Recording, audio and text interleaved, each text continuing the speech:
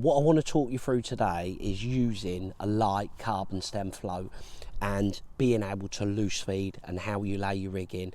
It makes a massive difference to how many bites you get, to be honest. Now on that day, bearing in mind it's absolutely solid here, I set my 4x12 carbon stem float up and a 4x16 wire stem float, and I'm going out, I'm getting bites all of the time. Yet when I put my 4x16 float on, it's like there's no fish in my peg. Just stop getting bites. Don't get me wrong, you get an odd bite, but nowhere near as many as you do when you're fishing your little carbon stem float.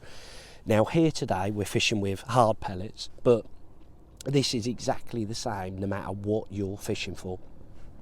The key is loose feeding. That's the most important thing, and that's one of the reasons why these two things work hand in hand together. So don't look at this and think, well, you're fishing hard pellets for carp, I'm loose, you know, I'm feeding maggots, fishing for little roach and skimmers. The principles are exactly the same, and trust me, if you put this into your fishing, you will catch so many more fish.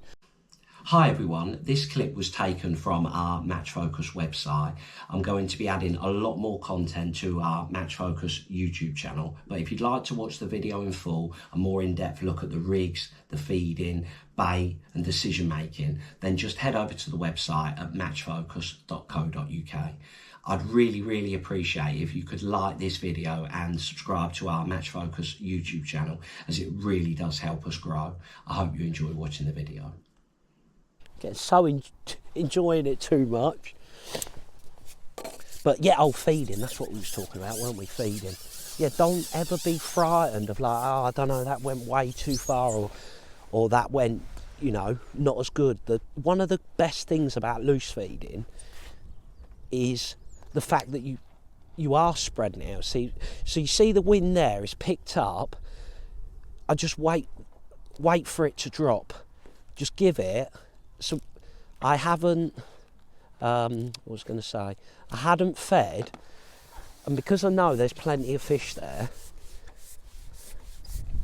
I don't want to, you know, not feed, because keeping them fish happy, keeping them spread out, and that's the other thing about your loose feeding is you're spreading them fish out. To be able to go in, it doesn't matter what you're catching when you're catching one a chuck. F1s, carp, roach, skimmers, to be able to get bites quickly, you need a lot of feeding fish in your peg, and the best way of doing it is having an area of bait that you're fishing around. You know, they're looking around and they're moving for the bait, and that's why what I was saying about you like using a pole pot, it's not the same. It never will be the same, and it's something that, you know, you can't say, well, nah, I'm no good with a catapult pull, so I just use my pot. It's something a bit like the back shot thing. They work hand in hand. You can't say, well, I'll do it without a back shot. You have to learn how to use your back shot. I need to learn how to net some fish. You have to learn how to use your back shot, and you have to learn how to use your catapult. It's not one of them where you can substitute it for something else. It's just practice, you know, everything is practice. There ain't a person born on this planet that can just pick something up for the first time and do it like they've been doing it their whole life. It doesn't work like that.